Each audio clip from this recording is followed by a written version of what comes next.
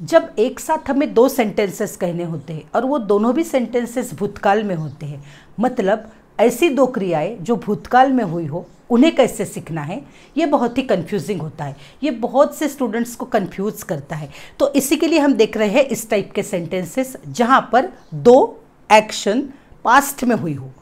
तो गाइज इसके लिए पहले हमें बेसिकली दो टेंसेस को समझना होगा। एक है हमारा सिंपल पास्ट या जिसे हम पास्ट इंडेफिनिट कहेंगे, और पास्ट परफेक्ट। तो चलिए देखते हैं सबसे पहले ये दोनों टेंस क्या है। जैसे कि आप देख पा रहे हो यहाँ मैंने एक सेंटेंस लिखा है, मेरे मांगने से पहले ही उसने मेरी मदद कर दी। तो मदद करना और मदद मांगना, यहाँ पर हम देख रहे हैं दो क्रियाएं हुई है। एक हुई है मदद मांगने की और दूसरी हुई है मदद कर देने की।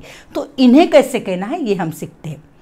वैसे गाइस पास्ट टेंस और पास्ट परफेक्ट टेंस वाला एक कंप्लीट वीडियो मैंने ऑलरेडी बना के डाल दिया है, जिसकी लिंक भी डिस्क्रिप्शन बॉक्स में। यहाँ हम शॉर्ट में समझते हैं ये दोनों टेंस क्या है, और जब हम ये दोनों टेंस को समझेंगे तभी हमें इस टाइप के सेंटेंसेस कंफ्यूज नहीं करेंगे। तो चलिए देखते हैं सबसे पहले पास्ट टेंस क्या है। पास्ट टेंस वो होता है जहां वर्ब का हम सेकेंड फॉर्म यूज करते हैं। जैसे गो रहता है तो हमें वेंट यूज करना है, क्लीन रहता है तो हमें क्लीन्ड यूज करना है, ड्रॉ रहता है तो हमें ड्रॉन यूज करना है। इस तरह से सेकेंड फॉर्म को यूज करना है। और सेंटेंस का सब स्ट्रक्चर आपको पता है, subject plus verb plus object. तो ये हमारा बहुत बेसिक रूल हुआ। तो इस स्ट्रक्चर में डाल के हमें एक सेंटेंस कहना है, और सेकेंड सेंटेंस है हमारा पास्ट परफेक्ट टेंस। तो परफेक्ट टेंस क्या होता है गाइज, जहां पर हैड प्लस V3 लेना है, हमें वर्ब का थर्ड फॉर्म हमें लेना है। जैसे अगर गो ले रही हूं मैं तो V1 V2 V3, अगर गो होता है तो यहां आ जाएगा वेंट और यहां आ जाएगा गॉन। तो एक बात आपके माइंड में क्लियर कीजिए कि अगर सिंपल पास्ट होता है तो वहां पर मुझे V2 को लेना है, जैसे कि मुझे वेंट वाला फॉर्म, और अगर पास्ट परफेक्ट टेंस मुझे लेना है तो मैं लूंगी हैड प्लस गॉन। तो had gone, had done, had completed. तो इस तरह से हमें वर्ड्स का वर्ब के थर्ड फॉर्म को हमें यहाँ पर लेना है। तो चलिए हम करते हैं, मेरे मांगने से पहले ही उसने मेरी मदद कर दी। तो यहाँ पर जैसे कि आपको मैंने पहले बताया दो क्रियाएं हुई है, मदद कर दी और मांगना। तो पहले जो क्रिया हुई आप अगर देखोगे तो मदद करने वाली क्रिया फर्स्ट पोजीशन पे हुई और मांगने वाली क्रिया बाद में हुई। तो जो पहले होती है भूतकाल में उसे हमें पास्ट परफेक्ट टेंस में लेना पड़ता है। Past perfect tense means past of the past, past का भी पास्ट। तो जो पहले हुई है वो पास्ट ऑफ द पास्ट हो गया और ये हमारा पास्ट हो गया। तो हम क्या करेंगे, उसने मेरी मदद कर दी, इस सेंटेंस को पहले ट्रांसलेट करेंगे और उसमें हम लेंगे हैड प्लस V3। तो ही हैड, मदद करना, हेल्प का मैंने थर्ड फॉर्म लिया, हेल्प्ड मी। अब पहले के लिए मुझे कंजंक्शन को यूज करना है before. He had help me before मेरे मांगना, मेरा मांगना ये क्रिया हुई तो बिफोर आई आस्क्ड। तो ये मेरा सेंटेंस हुआ। यहां आप देखोगे कि had helped, had plus V3 verb का थर्ड फॉर्म, और यहां पर मैंने लिया सिंपली V2 आस्क्ड। तो इस स्ट्रक्चर में हमें कहना है, देखिए जैसे कि उसके डांटने से पहले ही वो रोने लगा, उसकी मम्मी के डांटने से पहले ही वो रोने लगा। तो वो रोने लगा पहले हुई वाली क्रिया है, तो हम कहेंगे he had cried before his mother scolded, before his mother scolded.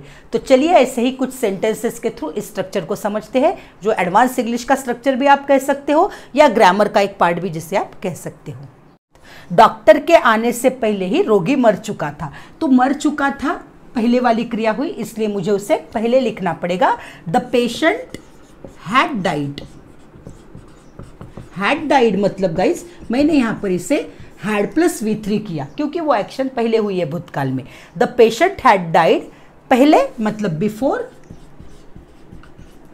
Doctor का आना, the doctor reached, the doctor reached REACHED मतलब मैंने उसका V2 लिया है।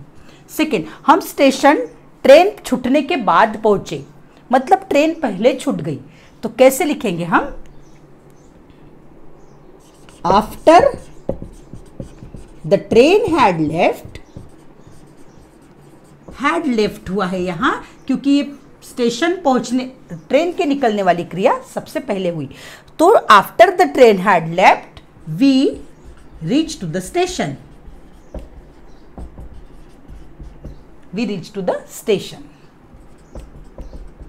तो बस दो ही चीजों का आपको ध्यान में रखना है गाइज, जो क्रिया पहले हुई उसमें हमें पास्ट ऑफ द पास्ट का यूज करना है, मतलब हैड प्लस V3 का यूज करना है। आशीष के पहुंचने से पहले ही मीटिंग शुरू हो चुकी थी, तो मीटिंग शुरू होने की क्रिया पहले हुई, तो मैं लिखूंगी the meeting had started before Ashish reached, या बिफोर आशीष वेंट रीच्ड, ओके, बिफोर आशीष रीच। हमारे जागने से पहले ही मम्मी ने टिफिन पैक कर दिया, तो मम्मी का टिफिन पैक करने वाली क्रिया पहले हो चुकी, तो mummy had pack the tiffin, mummy had pack the tiffin before we woke up. Wake up को मैंने यहां पर वोकअप किया है because we have to take past tense, before we got up, before we woke up. तो इस तरह से आपको ध्यान में रखना है गाइज इस स्ट्रक्चर को। जब पास्ट परफेक्ट टेंस का हम यूज करते हैं तो ये कभी भी अकेला नहीं आता है। पास्ट परफेक्ट टेंस को हमें तभी यूज करना है जब उसके साथ कोई और पास्ट की एक्शन हो। लेकिन इस सेंटेंसेस को अगर आप ऑब्जर्व करोगे तो आपके ध्यान में आएगा कि यहाँ एक ही एक सेंटेंस कहा गया है और ये पास्ट परफेक्ट टेंस का सेंटेंस है। तो ये किन सिचुएशन में यूज किया जाता है? जब हमें समझना होता है कि इस सेंटेंस के पहले कुछ हुआ है या किसी और चीज का रेफरेंस दिया जा रहा है। जैसे देखिए, उसने पहले ही अपनी गलती मान ली थी, तो शायद मुझे ये कहना है कि अब उसे मत डांटिए, उसने पहले ही अपनी गलती मान ली थी, या आप उसे अभी नहीं डांट सकते क्योंकि उसने अपनी गलती पहले ही मान ली थी। ये सेंटेंस देखिए, इससे पहले मैं दुबई नहीं गया था। जैसे मुझे किसी ने कहा कि आप पहले भी आए हो क्या दुबई, तो मैं कहूँगी नहीं, इससे पहले मैं दुबई कभी नहीं गया था।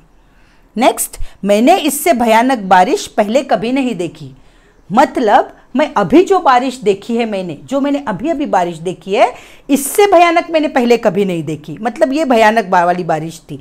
मतलब यहाँ एक ही एक सेंटेंस है जो मुझे पास्ट परफेक्ट टेंस में कहना है, लेकिन वो किसी पास्ट टेंस वाली क्रिया से रिलेटेड है। तो इस सिचुएशन में हमें समझना पड़ेगा कि ये किसी और सेंटेंस से रिलेटेड है, इसीलिए मुझे यहाँ पास्ट परफेक्ट टेंस का यूज करना है।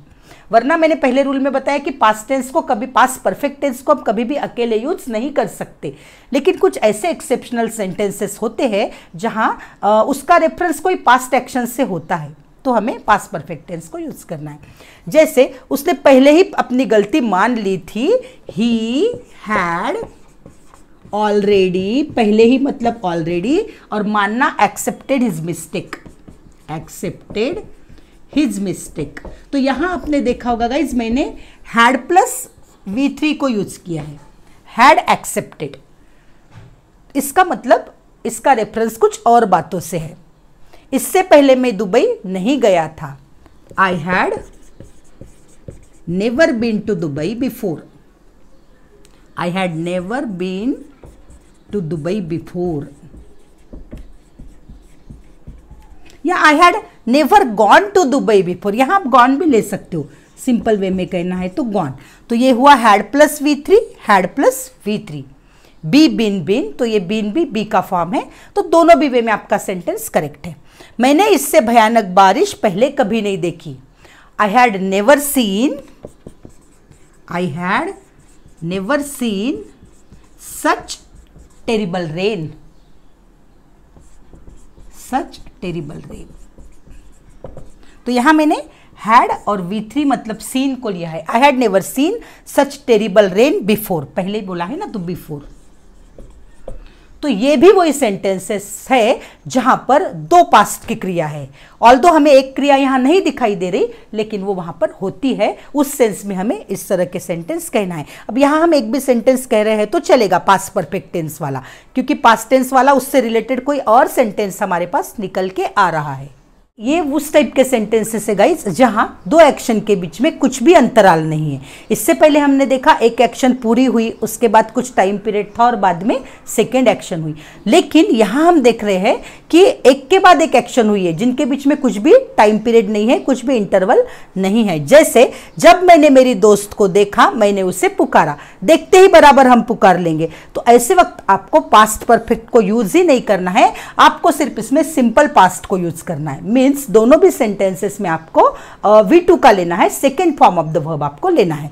लेकिन जो एक्शन पहले हुई उसे पहले और जो बाद में हुई उसे बाद में लिखना होगा।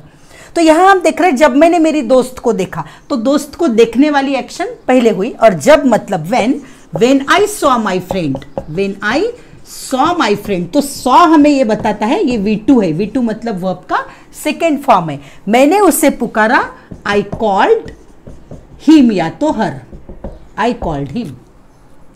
हमने ट्रेन की वार्निंग सुनी, हम दौड़ पड़े। वार्निंग सुनना पहले हुई एक्शन और दौड़ पड़ने वाली एक्शन बाद में हुई, तो वी हर्ड। अब हर्ड हमें यहां बताता है V2। हियर जो सुनने वाली क्रिया है उसका वो सेकेंड फॉर्म है। We heard the warning of train. तो इस वार्निंग के लिए कुछ हिंदी वर्ड होगा तो आप कमेंट बॉक्स में लिखिए, मुझे नहीं पता। When we heard the warning of train we ran, हम दौड़ पड़े। मैंने फोन की बेल सुनी और फोन उठाया, उठाया मतलब पिकअप किया, रिसीव किया। मैंने फोन की बेल सुनी, आई हर्ड